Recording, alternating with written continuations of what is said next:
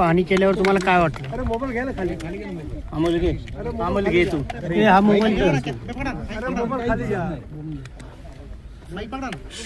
Role sir role.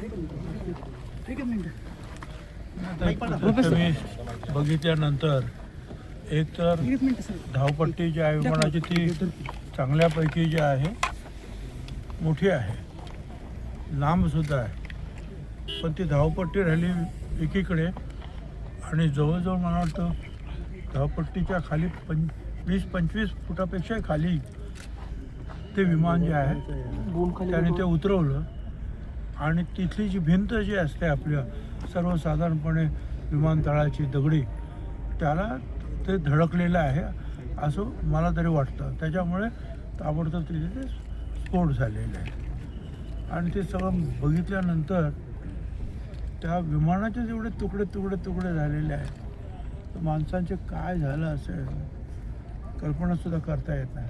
आणि मला तरी स्वतः असं वाटतं, पण लोक सगळे सांगतात, कारण इथे अगोदर लोक आलेले होते ना काही स्वागतासाठी, ते म्हणतात की अगोदर बघून गेला ते एक चक्कर मारतात, एअर स्ट्रिपवर काय आहे का वगैरे काय बघतात, पण त्याच्यानंतर तो तिकडे गेला.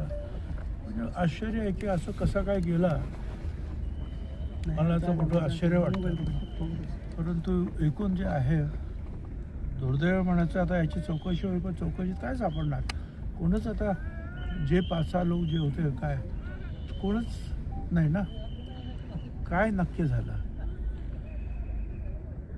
विमानात घोटाळा असावा म्हणावा, विमान चांगलं फिरत होतं, चक्कर पण त्याने मारले. सर कंपनीबद्दल काय संशय वाटतोय का, घातपाताचा संशय वाटतोय का?